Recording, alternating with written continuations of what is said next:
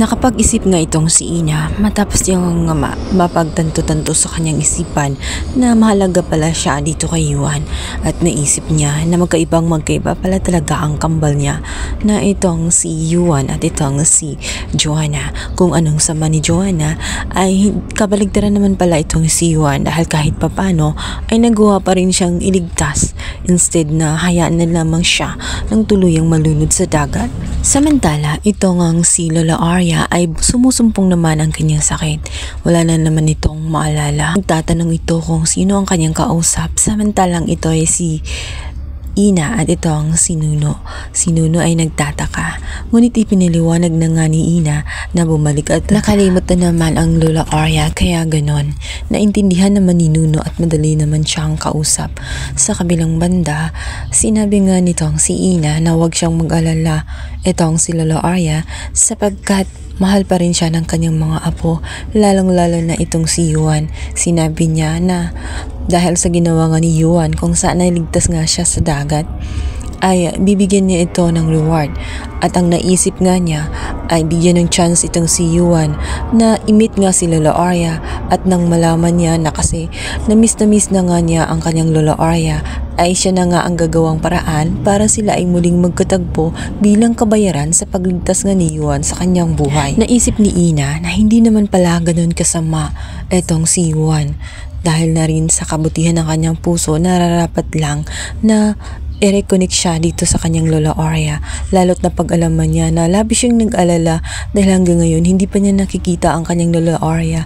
Ay inaalala niya kung saan na ba ito nagpunta o ano nang nangyari sa kanya, kung kaya't upang mapasaya naman siya ay naiisip na nga niya na siyang magiging tulay para magtagpong muli ang maglolang si Yuan at itong si Lola Arya. Sa kabilang banda, hindi naman mapakali itong si Yuan. Sinabi niya sa kanyang kasamahan na hindi niya maintindihan ang kanyang nararamdaman. Galit siya kay Ina, subalit napagtanto niya noong nahulog ito sa dagat na hindi pala niya kaya na pabayaan na lamang itong si Ina. Ngunit sinabi ng kanyang kaibigan na unfair ang kanyang ginawa, lalo meron na nga siyang jowa na ito nga si Amy. Dapat ay maging fair siya, dapat effects niya ang gulo na kanyang pinasok. Samantala, naisip na ni Yuan na tama ang kanyang kaibigan. Kailangan niyang kausapin itong si Ina. Kailangan magkaroon ng clarity ang lahat.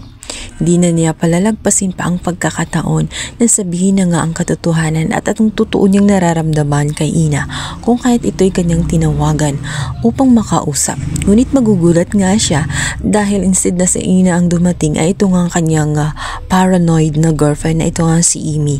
Gusto sanang sabihin nga ni Yuan ang katotohanan at ang totoo niyang nararamdaman kay Ina. Nagpapanik nga ito ang si Amy. Iba na ang kanyang nararamdaman, lalo't naisip niya na talagang magkalapit na ang dalawang si Yuan at itong si Ina. Kaya naman galit na galit siya dito kay Yuan sa ginawa ni Yuan sa kanya.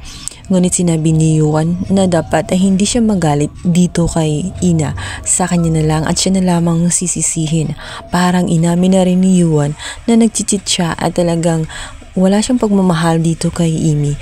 Ngunit si Amy ay delusional. Iniisip niya na papatawarin na lamang itong Yuan sa kanyang ginawa. Ngunit hindi na magagawa ni Yuan na mag-continue pa sa isang relasyon kung saan hindi naman pagmamahal ang umiiral. Kung kaya't ayaw niya na masaktan ng tuluyan itong si Amy at aasa lang ito.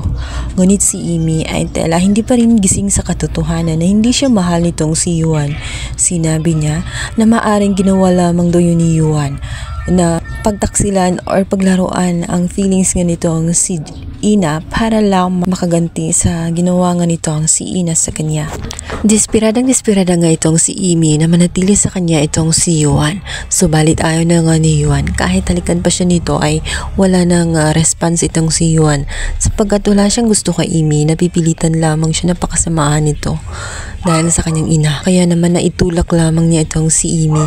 Subalit huli na ang lahat sapagkat nakita pala ito ni Ina at lumayo na nga itong si Ina at naisip nito na hindi pala worth it na pagkatiwalaan nitong si Yuan. Naisip niya na kasing sama din siya ng kanyang kakambal na itong si Joanna. Sa kabilang banda, hindi titigil si Joanna na maisalba ang kanyang Joanna's Legacy, ang restaurant, kung kaya't gagawin niya ang lahat ng paraan para bumangon lamang itong muli.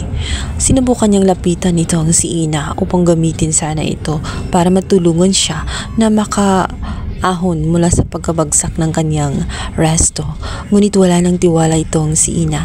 Batid niya na ginagamit lamang siya at hindi naman talaga siya pinapahalagahan ng mga ito. Kaaway ang tingin sa kanya, kung kaya't tinulak lamang siya papalayo at sinabi ni Ina na wala na silang pag-asa at tanggapin na lamang nila ang katotohanan na tuluyan ng mabubulok ang Joanna's Legacy at hindi na nga ito makakabangon pa kailanman.